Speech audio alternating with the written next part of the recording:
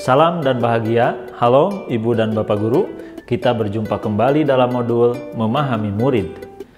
Pada materi-materi sebelumnya, kita sudah belajar mengenai ragam pemetaan dan kebutuhan murid.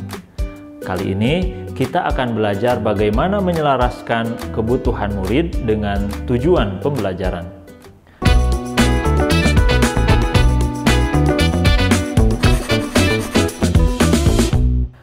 Pertama-tama, mari kita simak Pak Usro, guru SD kelas 4. Sepertinya beliau sedang kebingungan. Ada apa ya?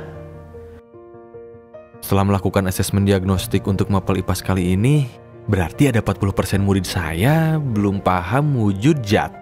50% sudah paham, dan 10% bahkan sudah bisa menyebutkan beberapa bentuk perubahan zat sederhana. Saya harus lakukan sesuatu agar setiap murid saya tetap dapat belajar dengan nyaman dan sesuai perkembangannya. Saya harus lihat dulu tujuan pembelajarannya.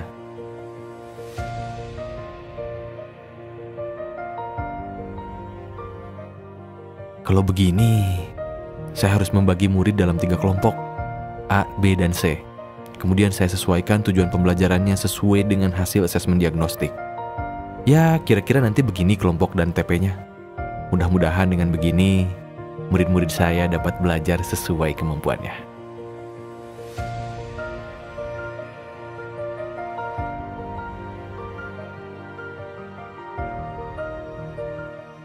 Ibu dan Bapak Guru, seringkali kita mengalami keadaan kelas seperti Pak Usro, yaitu adanya kemampuan dan kebutuhan murid yang beragam. Ini merupakan tantangan untuk kita sebagai guru, terutama saat menghadapi materi baru yang membutuhkan pemahaman murid sebagai kemampuan prasyaratnya. Pak Usro sadar dalam mata pelajaran IPA, sebelum masuk pemahaman perubahan wujud zat, tentunya setiap murid harus memiliki pemahaman konsep wujud zat dulu. Tetapi ternyata ada 40% muridnya yang bahkan belum paham akan konsep wujud zat. Akhirnya, Pak Usro membagi murid menjadi 3 kelompok dan setiap kelompok mempunyai tujuan pembelajaran yang berbeda-beda sesuai dengan kebutuhan dan kemampuannya. Saat menemui kasus murid dengan bermacam-macam kebutuhan seperti ini, apa yang dapat kita lakukan? Kita bisa menyelaraskan kebutuhan murid dengan tujuan pembelajaran yang sudah ditetapkan. Mercy Nordland mengungkapkan bahwa kita dapat melakukan pembelajaran berdiferensiasi dengan 3 alternatif modifikasi, yaitu modifikasi proses, produk akhir, dan konten. Berikut adalah penjelasannya.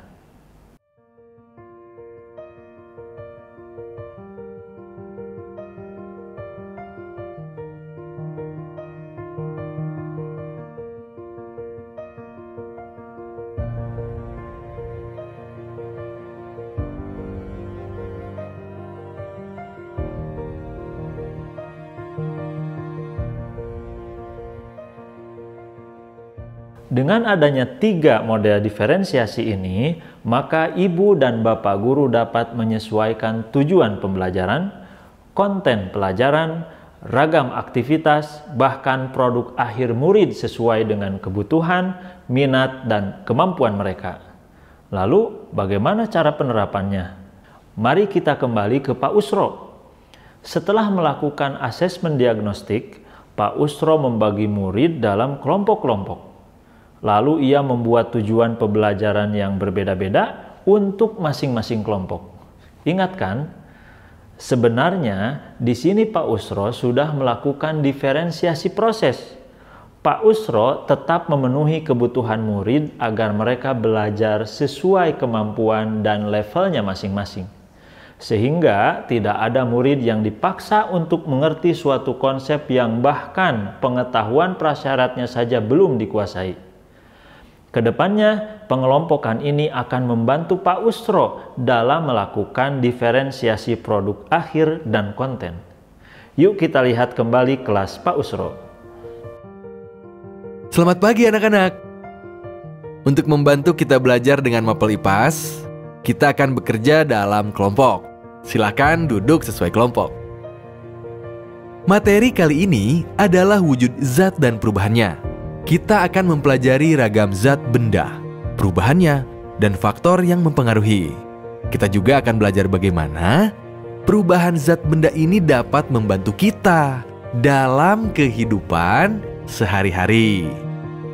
Dengan penjelasan seperti itu, kira-kira hal apa yang ingin kalian ketahui terkait materi ini?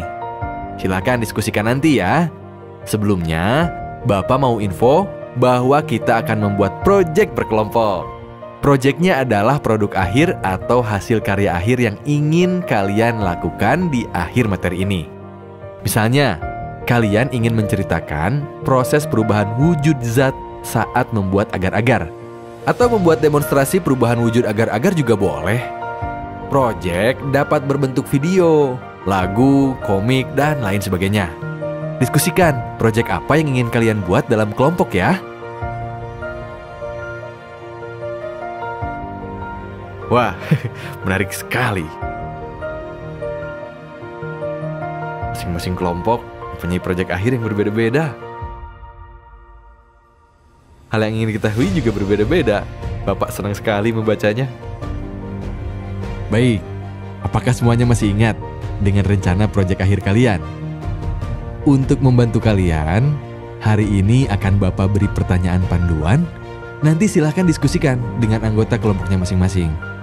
Untuk membantu kalian, Bapak juga sudah sediakan beberapa alat peraga, poster, buku teks, dan juga video di meja depan sini.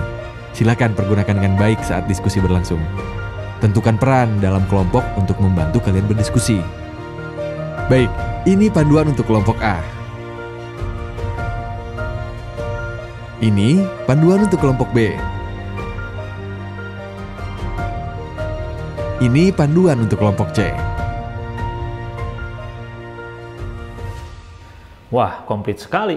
Pak Usro sudah melakukan ketiga diferensiasi untuk menyelaraskan kebutuhan murid dalam kegiatan belajar di kelas. Ia membagi kelompok, menyesuaikan tujuan pembelajarannya, mengajak murid menentukan produk akhir, hingga melakukan diferensiasi konten. Dalam pelaksanaannya, silahkan Ibu dan Bapak menggunakan jenis diferensiasi sesuai kebutuhan. Ibu dan Bapak Guru, sekian materi penyelarasan kebutuhan murid dengan tujuan pembelajaran. Selalu ingatlah bahwa guru bukan satu-satunya sumber belajar di kelas. Libatkanlah murid dalam proses belajarnya. Seperti apa caranya? Kita akan belajar pada materi selanjutnya ya. Semangat untuk terus belajar Ibu dan Bapak Guru hebat. Salam dan bahagia.